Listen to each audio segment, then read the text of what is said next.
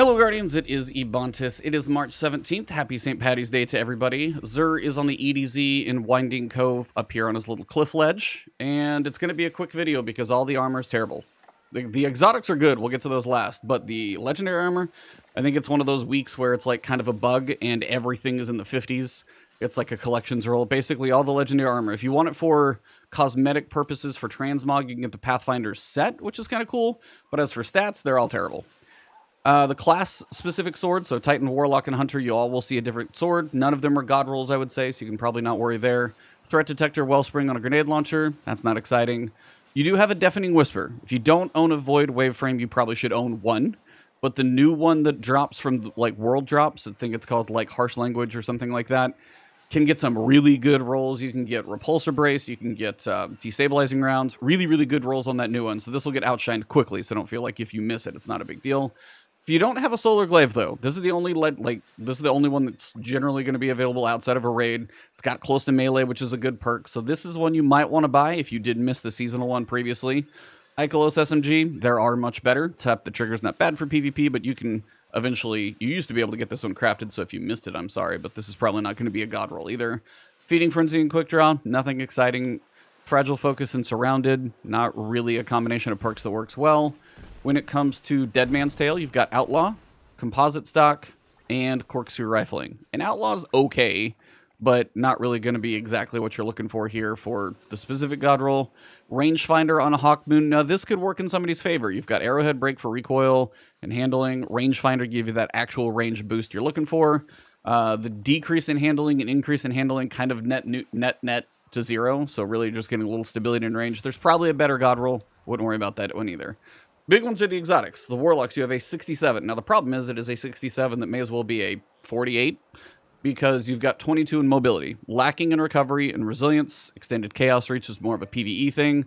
The strength, the discipline, intellect, that's all totally fine, but the 22 in mobility, kind of wasted. So, unfortunately, there are way better versions of this. Now, for the Titan and the Hunter, we got to talk.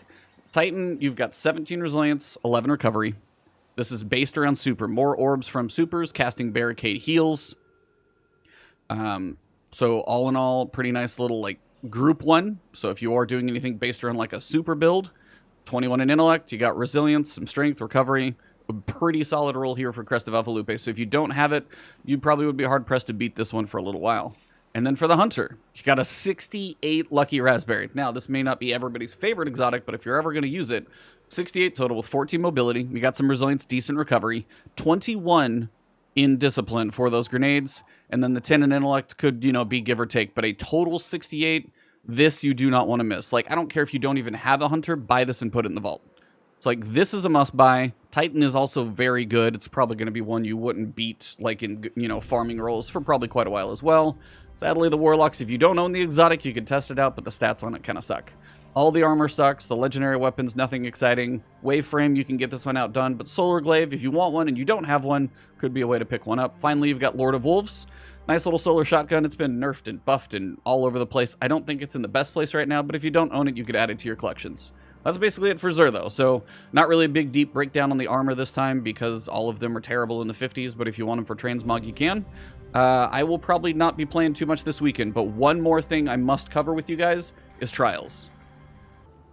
Alright guys, so the big thing I wanted to point out for Trials is, if you're willing to put in some time, notice it says any 7-win passage on this adept weapon, you are going to want to spend some time in Trials and get one of these. Because, one, it is a strand weapon. We don't have a lot of them, strand SMGs. We know SMGs hit hard right now. They're basically one of the best PvE weapons in the game. And two, you can get an adept version of it because you just have to win 7 total. Doesn't have to be a flawless run. But if you are flawless, you can keep farming it, I think. But any 7-win passage, flawless or not, and you pick one Trials Engram, and your Glimmer, and your Shards, and you can at least get one of these. This is huge. So, don't miss out on this one. This is the first time this is coming around this weekend. Probably will be a while till it comes back way late in the season. But the fact that you can just spend some time, and if you get 7 wins, even if you have 20 losses, doesn't matter. Keep grinding to that 7th win, and you can turn it in for one of these. So I wanted to point this out. Don't miss it. Play some Trials this weekend. I know some of you hate PvP, but it will be worth it for strand builds for sure. Don't miss this one. And that pretty much does it. If you guys enjoyed the video, drop a like below, leave a comment if you got any questions or anything I missed. Find me on Twitch or Twitter, it's Ebontis, but right here on YouTube, thank you guys for the support. Just past 95,000, we are less than 5,000 away from 100K, so if you are new, hit that subscribe button, hit that alert bell. See you in the next video.